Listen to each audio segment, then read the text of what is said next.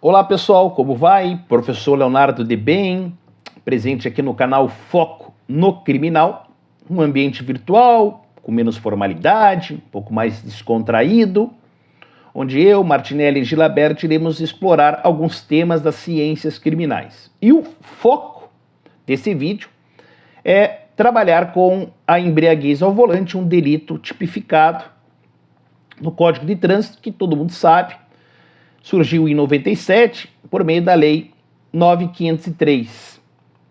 O trânsito, ele é um dos setores sociais que mais atrai os olhares dos nossos legisladores, a ponto de apenas os aspectos criminais já terem sido promulgadas mais de 10 leis, sendo que 2 dessas leis alteraram a redação originária do artigo 306. A primeira em 2008, foi a Lei 11.705, e a segunda em 2012 foi a Lei 12.760. Inclusive, é o tipo penal que vigora atualmente e proíbe conduzir veículo automotor com capacidade psicomotora alterada em razão da influência de álcool ou outra substância psicoativa que determine dependência. Pequeno parêntese aqui aberto, mesmo com as mudanças do preceito primário, a sanção combinada pelo legislador nunca se alterou em relação à embriaguez ao volante. O populismo penal não alcança a embriaguez ao volante. Fica restrita a outras infrações, em especial homicídio culposo de trânsito. Mas desde 97 até hoje são as mesmas penas combinadas. Detenção de 6 meses a 3 anos, multa e uma pena acessória. Então nunca foi infração de menor potencial ofensivo, em que pese seja possível alguns mecanismos de diversificação da pena, como o acordo de não persecução penal, como a suspensão condicional do processo. A intenção do legislador ao realizar essas modificações da redação originária foi alcançar o maior número de pessoas que infringissem a conduta de dirigir após o consumo de álcool. Basicamente era isso. Só que não é apenas isso que se proíbe na redação do artigo 306, e eu vou destacar isso para vocês na sequência. Claro que se existe uma norma incriminadora é porque tem algum interesse que o Estado deseja proteger, e o que se tutela efetivamente é a incolumidade física, a vida e o patrimônio de um número indeterminado de pessoas. E isso, portanto, afasta aquela concepção mais aberta, mais sonora de incolumidade pública no aspecto da segurança viária, que é um falso bem jurídico coletivo. O STF, em 2011, um HC, relatoria do ex-ministro Ricardo Lewandowski, da segunda turma, definiu que o que se protege são bens jurídicos individuais, mas de um número indeterminado de pessoas. E esses bens jurídicos dizem respeito à integridade física, à vida e o patrimônio da coletividade, porque a gente está diante de um perigo coletivo, um delito de perigo coletivo com crime vago, porque há um número indeterminado de vítimas.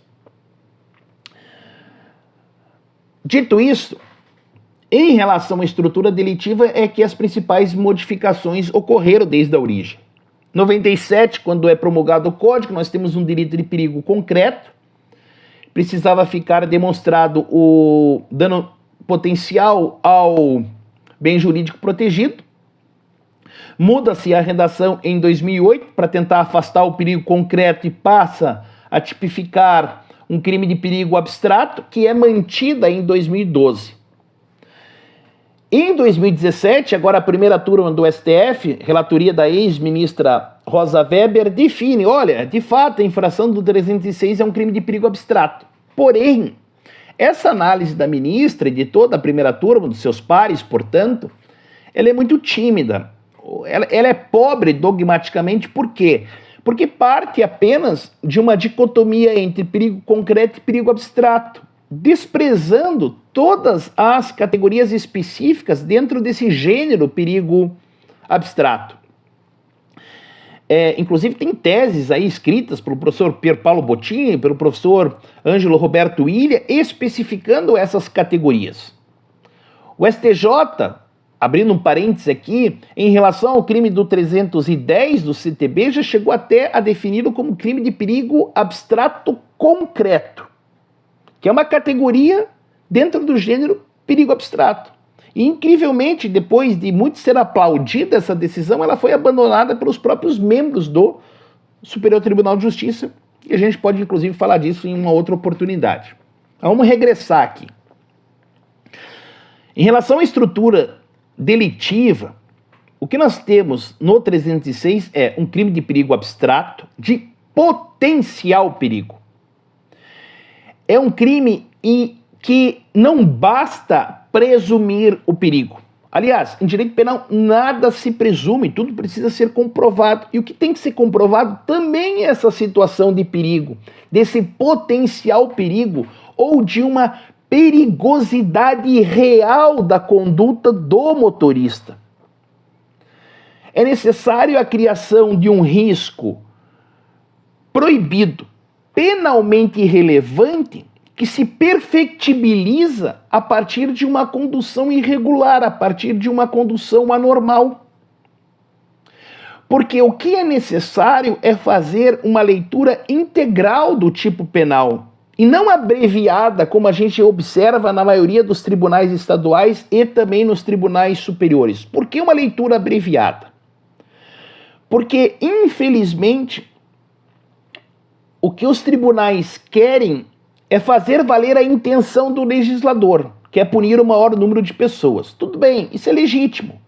Só que para alcançar esse fim, o meio não pode ser irregular.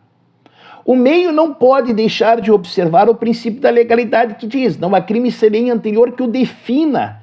E a definição do comportamento proibido é uma composição de 3 elementos. Primeiro, é necessário que o agente conduza veículo automotor. Segundo, é necessário que o agente esteja com alteração na sua capacidade psicomotora. E terceiro, e o mais relevante, é necessário que o álcool ou a outra substância que cause dependência seja a razão que influencia a condução do veículo automotor por um agente que está com alteração na sua capacidade psicomotora.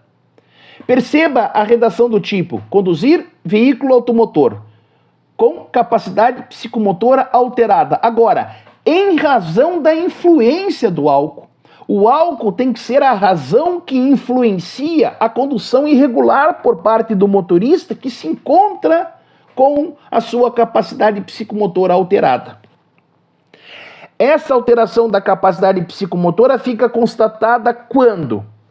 Quando se comprovar uma concentração etílica superior a um determinado grau no organismo, ou quando outros sinais, naqueles contextos em que o agente não se submeter ao etilômetro, ao bafômetro, que são provas periciais, ou outros sinais que atestem a alteração da capacidade psicomotora. Só que o tipo penal ele não se limita a punir quem bebe e depois conduz. O tipo penal não se limita a punir quem está bêbado. A descrição ela é mais rica, em que pese na prática haja uma leitura abreviada, conforme eu destaquei. Faz-se necessário comprovar a condução anormal por parte do motorista. Esta condução anormal significa uma condução em zigue-zague, uma condução não observando a sinalização de trânsito, uma condução invadindo a contramão, uma condução subindo na calçada, entre tantos outros exemplos. O que é necessário comprovar é a idoneidade da ação do motorista de produzir um prejuízo ao bem jurídico. Portanto, ainda que o motorista tenha feito a ingestão de álcool, se conduzir num local onde não haja pessoas no raio de circulação do veículo, nós não poderemos falar do crime do 306. Bom, vamos responsabilizá-lo pelo 165 do Código de Trânsito. Por quê? Porque é uma infração de perigo abstrato, infração administrativa de perigo abstrato, que se presume o perigo. Basta o descumprimento da norma cautelar de trânsito. Basta o descumprimento de que você bebeu previamente e na sequência dirigiu. Ponto. Para o crime, não basta isso.